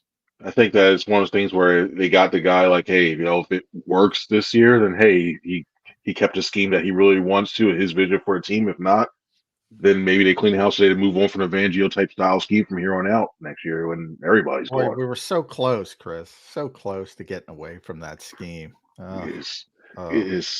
I'm sitting there like, okay. At the time, I used to not like. At first, I'm like, all right, cool, I get it. But you have to, if long as the communication with the players is good, then you're good. Now it's like every time you see it, it's like, all right, somebody's running free, somebody's 10 years. Maybe he simplifies it to the point that the other guys haven't. And they could fix it so that they can actually run it effectively, which would be all right. But I just don't know. It's like he's way too complicated. It's way too complicated for the back seven, especially when you have to play younger players. Now, Vic probably teaches it better. Not probably, definitely teaches it better than anybody. So hopefully that helps. Ironically, he probably would have loved to have Sean Desai as one of his assistants, but he can't go that route. Yeah, but from the perspective of the defense as a whole, I think you look at it around the league, everybody who ran this scheme had a bad defense this year. I think the league as a whole is catching up. Fair or unfair, or is Vic going to evolve too? Vic's evolved from different, he's been a good defensive coordinator for a long time. You can evolve when 6-year games that the Dolphins played finished, they gave up more than 26 points. It kind of makes you go, and then that 56 burger that the Ravens hung on. Yeah, that's something that you still think is injuries. To be fair, they had some significant injuries. Oh, by the end of the season, they just devastated on the defensive line. Yeah, it's that one too. That's the you mentioned defensive line. That's the area I think that maybe you benefit a lot better now, because especially the way that this pass rush, you don't have to see Hassan Reddick and Josh Sweat dropping in the coverage as much now as you did with Patricia. So there's a silver lining there. And I think the Dolphins finished third in sacks this year as well. Isn't it lucky, by the way, Chris, that the Eagles interviewed Ron Rivera and Jim Caldwell to get the Rooney Rule out of the way, to get Vic Fangio in 14 minutes at last check? You hit a nerve there with the Rooney Rule. Oh, you hit a nerve. It's so many of these guys. And I think when you look at even Brian Johnson now, you saw he kept going to Falcons. Everybody knew that Belichick was going to sign there. You look at him going to Cleveland, they're probably going to go somewhere else. It's a good intention. Yeah, Ron got an interview this morning with the Browns. He might have a shot with them, offensive coordinator. He might have. I hope so, because it's just miraculously you just rush the guy. You see it so many times. Teams rush the guys in for the satisfy the Rooney Rule, and then it just needs to be a change with that rule. And I want to woos off of that and step away and just go. And do virtual interviews count for the Rooney Rule? No. Got to be in person, right? In person, yeah. And the Eagles set that up. So for people that think there weren't a little hinkiness going on here, yeah, there was, because the contract got done so quickly too with Fangio. amazing. When he was down there, huh? Almost Gannon-ish, huh? Tampering's fun when it works for you. Yeah. I'm waiting for the announcement they had to give up a 4th or 5th round pick because of it. I started today's show, Chris, asking John this question. I'm going to ask you the same question since you were there yesterday. What was your main takeaway from the Howie and Nikki show yesterday at the NovaCare complex? And I was shocked at how normally it was contrite. It was aptly so contrite, because normally times we see them, it's like a light mood and everybody's talking and everything. This one, they were down to business. No jokes, no giggling. Yeah, it was all business, Chris. And I think this team needed it, and at least they somewhat laid out the plan of what they're planning to do. And I look at Nick now. I think Nick knows that this is the year. This is a make it break it year for him. And the fact that he kept saying he has to prove it to everybody, to make sure he's proved it to Lori, he has to prove it to Howie and everybody else that he's the right guy to lead his team. There's almost no excuses now, because you're probably going to get a different type of mind in the offensive side. We know Fangio's the defensive coordinator. It's basically it's all him now. They have to, at least in my opinion, at least get to the divisional round, probably conference championship, depending on the roster they bring back in order to come back for 2025. So it's all on him now, and he's got a big task to undertake. Most of his pieces are still there on offense. So for running back, I don't know who it is. And defensively, you got the defensive line. So yeah, it's all or nothing for Nick coming up this season. I want you to put on your Jeffrey Lurie hat, Chris, or your Jeffrey Lurie hoodie. I can't give you the $5 billion. Yeah. By the way, there's no way Jeff Lurie ever wears a hoodie. No. I have never seen him. Franklin can pull it off. Belichick can pull it off. Jeff Lurie, not going hoodie. And the comfort of his many mansions, who knows what he wears around the house. But the help sees him in the hoodie. He's embarrassed. No, anyway, he's not. I'm sticking with the premise, the Jeffrey Lurie hoodie. So you put that on. Look, you and I know how many times Nick Sirianni has said over the years, this is my offense. This is my offense. It doesn't matter if Shane is running it or Brian Johnson is running it or Dom DeSandro or Chris Franklin or Jody McDonald. As long as I'm here, this is going to be my offense. That's a direct quote from Nick Sirianni. It is now no longer his offense. How is this going to work? How? Look at Tomlin. Look at some of these other guys as well too. It's basically he's the CEO now, and maybe he was the CEO before. But the difference to me is he was a CEO with power. Now he's a CEO who's a figurehead.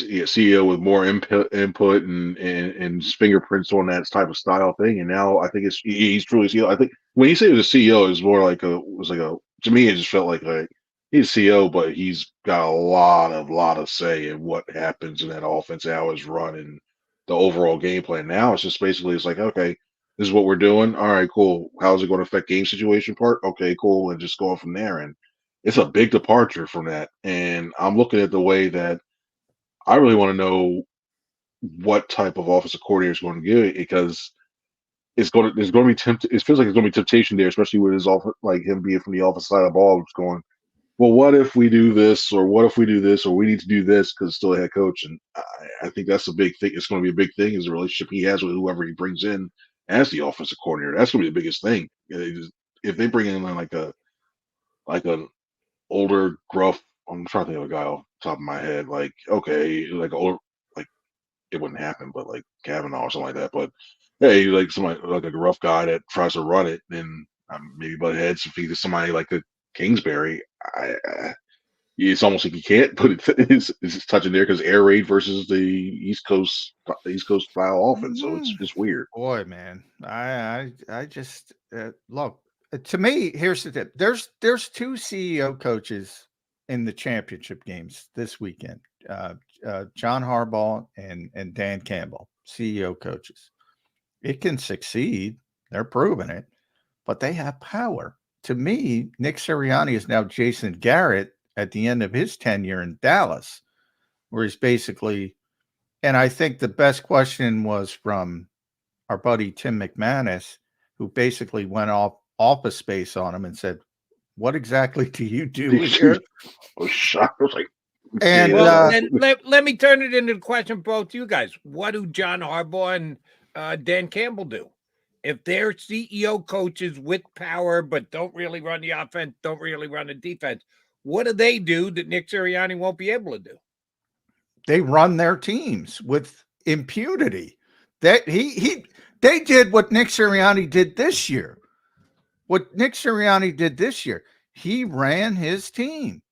He could do what he wants. Now, do you have to float major decisions? Yes, of course, to up the well, but he had the power to run his team. Now, and he said yesterday, Chris, the new offensive guy, he's running things.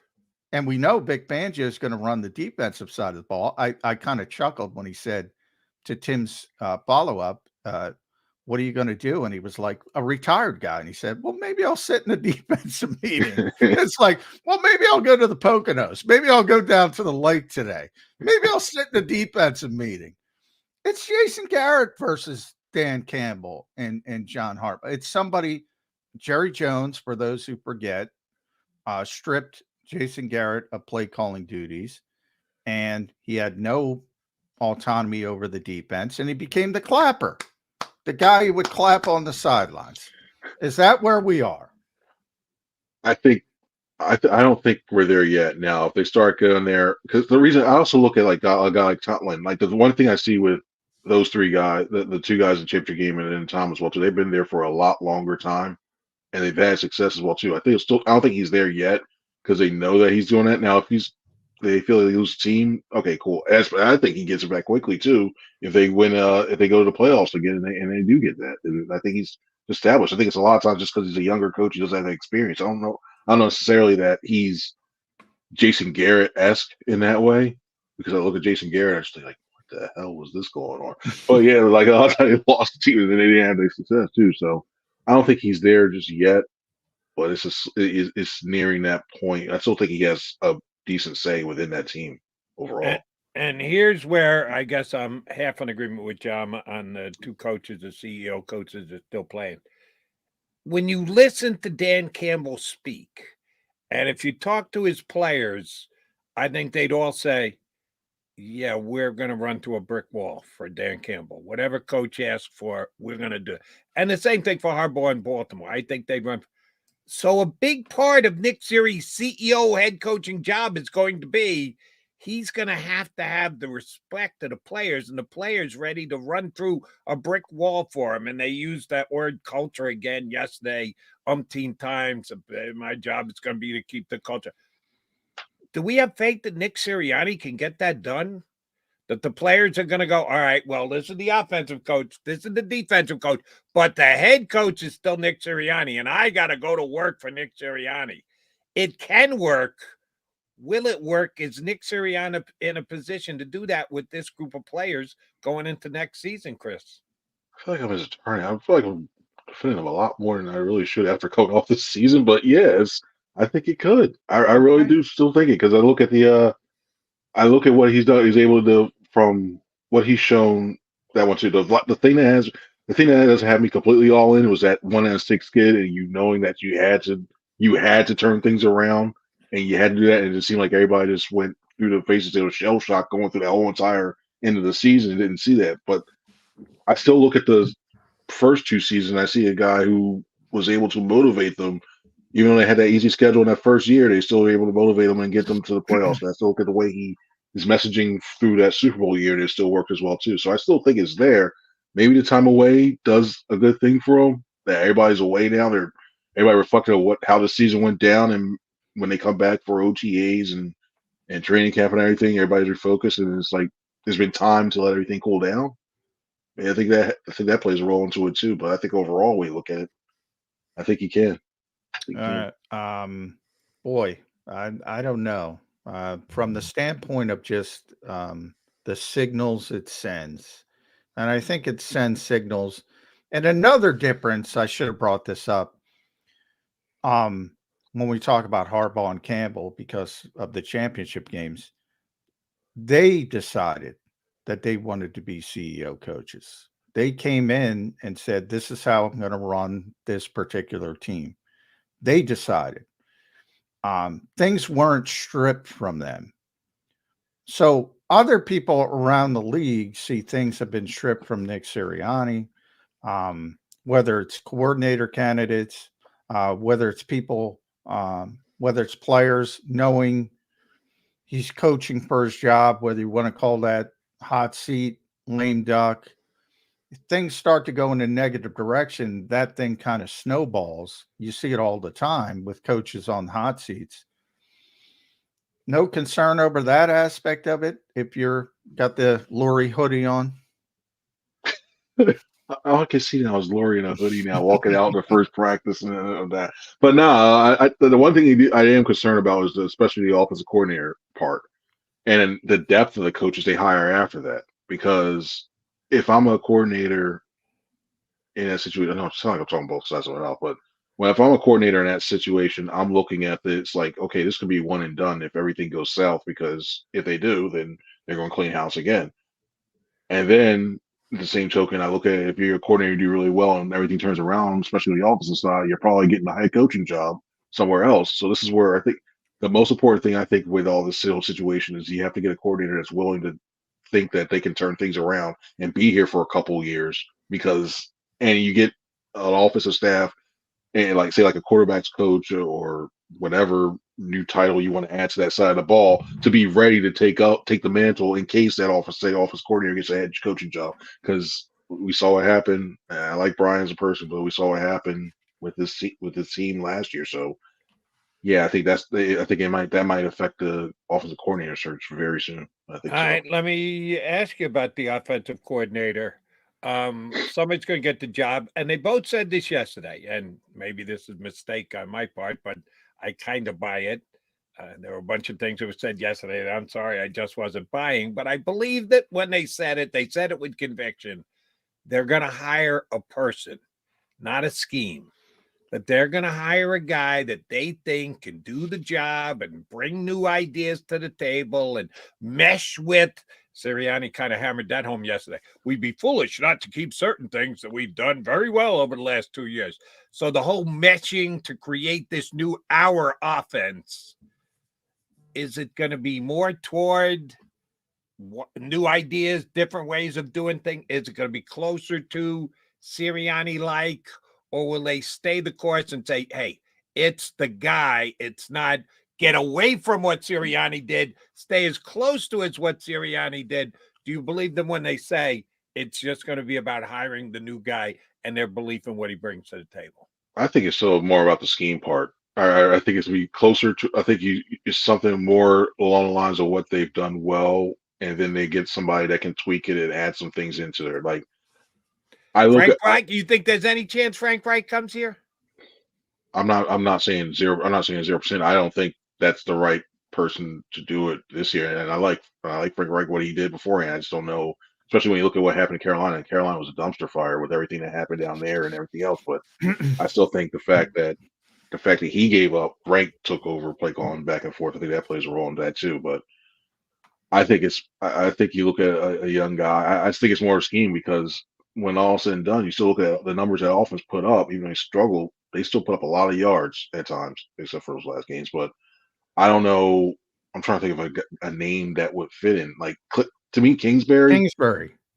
Yeah, I think he's a good bet. I think he's a good bet for what they need. I do. I like what he does with the quarterbacks themselves, like the quarterbacks themselves. Like you look what he did in Kyler Murray and that. So I like the way that he simplifies the fact that he was a former quarterback again, and that helped tweak everything that offense. I think it helped out a lot. So in that aspect, I like him. This offense with the air raid, I don't know. You don't need the mesh either, huh? Yeah, I'm thinking more of the RPO part of it. But if you know, when it comes to Jalen Hurts, Jared Johnson is a guy who was a former quarterback like Cliff, Houston guy. Was that interview about, because he's a very young coach. He's 35. He was assistant quarterback coach 2 years ago. This was the first year he even had a positional coach job. So I can't believe that's really about being the offensive coordinator, because they want a more veteran presence. They want a guy who's built offenses. Is this the guy they want to work with Jalen Hurts on a day-to-day basis? That kind of raised my antenna. And I don't know if they can get him, because he's from Houston. And he's working with C.J. Stroud, by the way, which is pretty good. But is that their thought process when it comes to somebody like that? I think you just try. It's one of those things where you just try to look at all the teams that are successful right now and bring them in, and you just use them as fact-finding missions along with trying to find your right guy too. Because I look at C.J. Stroud. I mean, I look for anybody from Monken's staff as well too to see what they're doing so well with what they did so well with Lamar Jackson. Get it on tape as much as you can, record it, get it on tape, see what those concepts that you have, and then see the guys themselves as you go along with it. I'd use the interviews more for that. I think that's a good way to use as well too. As for Johnson, I think it's one of those things where it's an interview to satisfy a rule, but it's also still one of those things where you can gain a lot of information. I like what he has done so far, and I like the way that he's incorporated and made Stroud comfortable in NFL and helped that transition from college. I don't know if they're going to hire him necessarily that way. I think they're going to go more on the veteran side as well too, as a teacher, especially if you're going to have somebody being the quote unquote running that offense for themselves. I think they're going to go somewhere more veteran route. But he's a good name. Somebody I'd watch for the next couple of years. I'd probably say in like 4 or 5 years he's going to be a head coaching candidate. But I'm trying to what I was saying is try to steal him away. Not that they would tamper, but try to steal him away from Houston to be the quarterback coach, to be the position coach, and work with Jalen Hurts. Not that they would do that. Yeah, I think that's one where I'm saying thank you. No, if I'm him, I can stay with Houston with C.J. Stroud, with a coach that overachieved in year one, or go to a team that's got a talented quarterback for sure, but you got a coach who's halfway out the door. Yeah, no, I'll stay right where I am. Thank you very much. No, you bring up Yes, people overstate. Nobody wants to come to Philadelphia. There's a whole bunch of people who want to come to Philadelphia. You'd be in a better position to come to Philadelphia. He just happens to be not one of them. He's in a pretty damn good spot where he is right now. And not, for sure. And not that the Eagles would tamper, as I said. Tampering. All right, let's talk about tampering. Do you believe that Howie Roseman, prior to yesterday's media session, ran by Vic Fangio, since he knew he was going to be their coordinator, Nakobe Dean's going to be the savior at middle linebacker for the Eagles? Because the general manager went really deep on his defense of Nakobe Dean yesterday. We like the perception that we don't care about linebacker. Oh, we do, because we think Nakobe Dean's going to be great. Yeah, I thought Nakobe Dean was going to be great coming out of Alabama too. He's been here 2 years and hasn't flashed anything. You think they got the blessing from Vic Fangio to go over the top in the praise of Nakobe Dean? The fact that it Dean and Cunningham and they put it out that strong, I don't even see it as I don't even see it as like a smokescreen for something else. I think they're really going to run it back with those two. I really do. Because when you look at the free agent class for off the ball linebackers, it's really not that deep. And the best way, I think they bring those two back, Van Summeren, and they draft a guy with one of those second round picks. Probably not going to be in the first round, but I think you use one of those second round picks and draft a linebacker as well too. And then they're going to say this is our core, because it's as much as even when we say like, okay, he's talking about his linebackers, and we know they're not going to take one in the first round. And I mean, by linebackers, they're not going to do that, because of the positional value they put on the line and corners. I think they go corner first round, if anything. When I look at everything else, I just don't see them doing that. So there's a very good possibility that when they take the field week one, if he's healthy and remains healthy, makes camp and everything, we're looking at Nakobe Dean and they re-sign Zach Cunningham, and they go from there. And hopefully, the defensive line plays a lot better. I think they're banking a lot on Fangio fixing the defensive line and their usage in order to get things right and keep the linebackers clean. I think that's one of the biggest things they're banking on for Fangio to fix, besides his coverage. Yeah, I mean, they have to obviously upgrade they have a lot of decisions to make in the back seven, from the aging Slay and Bradbury with contracts. They have to decide the linebacker. I think, look, I have no problem. I'm not giving up on Nakobe Dean as a player, but I'm also not putting all my eggs in that basket again. Wasn't that the way it sounded, John, yesterday? Yes. We know what they did and we know what they said. Aren't they going down that road again? Yeah. I'm crossing my fingers because I kind of stuck my neck out in singing the guy's praises, but I'm being honest here too. He hadn't done diddly in 2 years. I'm more concerned about the durability part of it. I think if he can stay healthy, he'll turn into a good player, but I can't count on the durability part of it. So I got to have a plan B, and the plan B can't be Ben Van Sumeren. I love the kid, but it's got to be something more tangible. And I think it will be. They'll probably draft the linebacker. It'll be in the middle rounds. They have to start hitting on these draft picks. Yeah, but you can't just say, okay, Nakobe Dean, we're going to count on you 110% because he's got foot issues. And guess what? He doesn't like cleats except one brand that's discontinued. I don't even understand that. He's 23 years old. Or however, I'm concerned about the durability aspect. But I think he's going to be a good player still. Remember Jordan Hicks got injured year after year after year. Good player when he played. And then he left Philadelphia and he was healthy for like 6 straight years. The Philadelphia curse. I don't know what Ben does it with Philadelphia linebacker curse. Make sure you clarify it. It's the linebacker, not the Philadelphia curse, the Philadelphia linebacker curse. Sometimes it's just the luck. It really is injury-wise. And, maybe gets healthy and maybe he starts playing and he turns into a player. But, man, you got to have a better plan B, Chris Franklin. Agree or disagree? I agree. I think, and that's why I really think. Yeah, for me, I just can't. I look at the way that the Ravens are playing. I look at the way the 49ers are playing.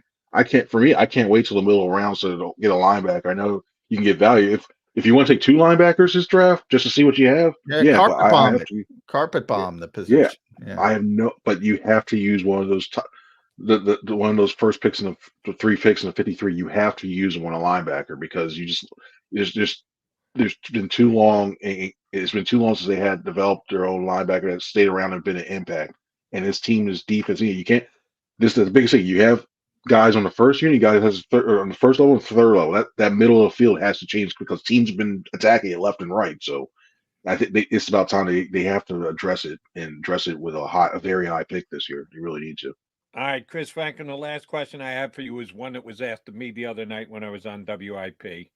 We've been beating up the Eagles pretty good here today. I want to end on an upbeat mode. Will Tanner McKee be the Eagles' second quarterback next year? Yes. I really got that question. I'm going, wait a minute. Wow. All this stuff is going down, and you need to know it's Tanner McKee. And the guy meant it. He would say, I really need to know. So it's an important question for Chris Franklin. Will they be bringing Mariota back or another veteran guy, or will Tanner McKee be good enough to be the Eagles' backup QB? I think McKee becomes the number 2. I think they get a undrafted free agent or they take somebody in the 7th round, put that there, and then they move that. Because I think it's more about the roster management and the cap management in terms of that. Because I know you got Jalen Hurts' injury history, and there's still always a chance you're going to have somebody in there. But I think they really like this kid, and I think they really like the way that he puts the ball out and his accuracy and his quick decision making and getting the ball up. So I think he's really the number 2, and you use that money to try to shore up some other areas. I think he did. Yeah, I think it depends where the Eagles think they are. If they think the championship window remains open, I think they'll go better. And if not, I think they'll go. They have to think that, can't? Why the would you bring in Nick Fangio and pay him a big chunk of money? Maybe not $4.5 million, but I guarantee you he's going to be one of the highest. Well, then they're then go, we got to save some money on the back end. No, they got to be in it to win it next year. Then their history is get a veteran backup to win a game or two. Now, the only time they went away from it is Jalen Hurts, but Jalen was the 53rd pick in the draft. Tanner's, 6th round pick. That's a big difference. And I don't know this guy's contract history. I don't know if he's still in the contract next year, if he signed a 1-year deal with the Commanders, but if Jacoby Brissett could take a deal that's very affordable, that's the guy. Jacoby. Of course, Nick has no power, so it doesn't matter if Nick likes Jacoby. Who's the new offensive coordinator? We got to wait for him to be named to answer that question. I just wanted your opinion, Chris Frank. We always want your opinion. Yes. That's why we have you on as often as we do. Read him at nj.com. Does an outstanding job covering the Birds for that outlet. And whenever he hops on with us. Thanks, Hoodie Man. Thank you. I'm on to sleep. Sorry. There we go. I'll Yeah. see you later. That's Steve Franklin News. Make sure you follow Chris on X, Twitter, whatever you call it. So social media Chris. I like Hoodie Chris better. All right, Johnny Mac coming back. We're going to put a bow on the show.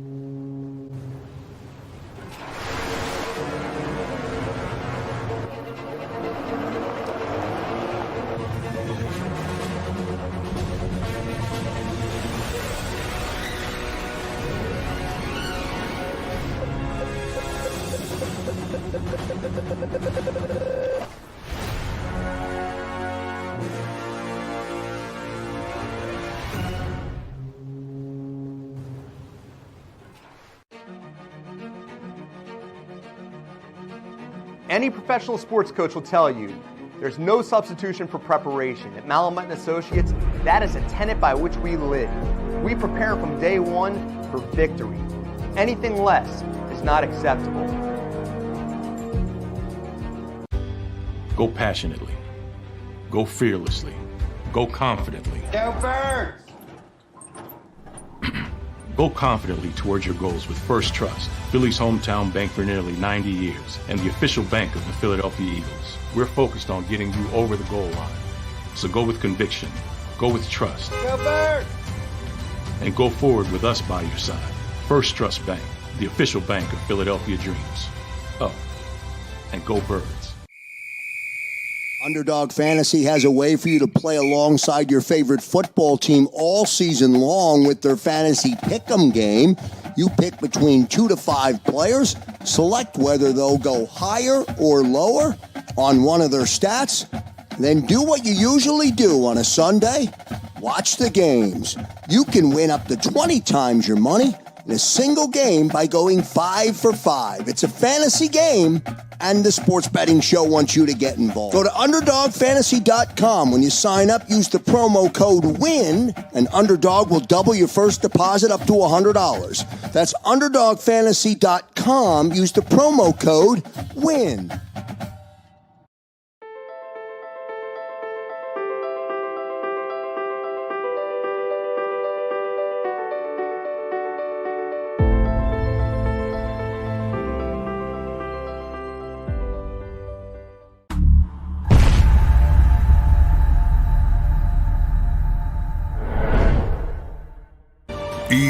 EAGLES, Eagles.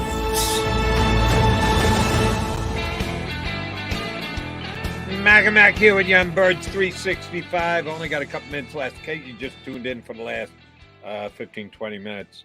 John announced this off Adam Schefter's Twitter earlier in the show. Done deal. Nick Fangio immediately reporting to Vic Fangio. I get Nick and Vic. That should be fun. Those two guys working together this year. As the defense coordinator of the Philadelphia Eagles was just released from duties from the Dolphins about 20 minutes prior. And all of a sudden, he's the Philadelphia Eagles defensive coordinator. We think there could have been some tampering. Well, who knows? Yeah, I certainly believe that. No. And he's going to come in and run his defense with the Philadelphia Eagles. And they ran the Fangio defense each of the last 2 years. Certainly it ran, despite protestation from the Philadelphia fan base, ran really well under Jonathan Gannon. Despite keeping it in place, didn't run so well under Sean Desai this year and got him fired. The guy who laid it all out, there's a reason we call it the Fangio defense, because it was created by Vic Fangio. All right, John, you said, what was the definitive stance you took? Oh, they're going to hate him after 7 games. Yeah, 7 weeks. 7 weeks. That buddy, I mean, it's not nothing's a carbon copy, but obviously the Eagles have been running this scheme since Nick Sirianni got here. So there'll be little tweaks, and Vic does it better than anybody else because he's the one who created it. But I guess, the point I'm trying to make is the blitz more contingent of Eagles fans, which is pretty significant, are not going to be happy. Right. I mean, it's the same scheme. It might. And by the way, and again, nothing against Vic, they're not going to be as good as they were in 2022. They don't have the personnel. We're going to give Howie this offseason. Maybe he does everything right on defense. Plenty of moves to be made. Unlikely you're going to hit on them all. But yes, you're right. Obviously, it's to be determined. But also the part where they had a special season. They're not getting 70 sacks. They're not having 8 guys with career years. Just doesn't happen. Lightning strikes. Can it strike twice? Well, they say it doesn't, but who knows? They're going to be better than last year. They're not going to be 2022, and they're not going to blitz a lot. So a large portion of the fan base is not going to be happy. All right, then John and I will be back tomorrow to finish off the week. I'm going to make a bold prediction. They don't have their offensive coordinator. It will not be breaking on Birds 365 tomorrow like it was today, who their new defense coordinator is. I think they'll probably take a little bit more time with the offensive coordinator. Just a prediction from your buddy, Jody Mack. Johnny Mack, you and I good to go 22 hours from now? Yeah, let's do it. Joe Santa Liquido, so people can get upset at Joe and take some of the heat off me. It was an interesting article that he wrote. See if he's changed any of his opinions because what has come down in the last 48 hours. We shall see. Joe Santa Liquido will get another guest up for you. Birds 365 right back here in 2 and 2. You've been listening to Birds 365, the destination for the passionate Eagles football fan who bleeds green. If it's Eagles football, we're talking about it. Debate, inside the locker room, and guests that are some of the greatest football minds from around the region. We hope you enjoyed the show. We know we had a blast. Make sure to like, comment, and subscribe, and we'll be back soon. But in the meantime, hook up with us on social media at JAKIB Sports. See you next time on Birds 365.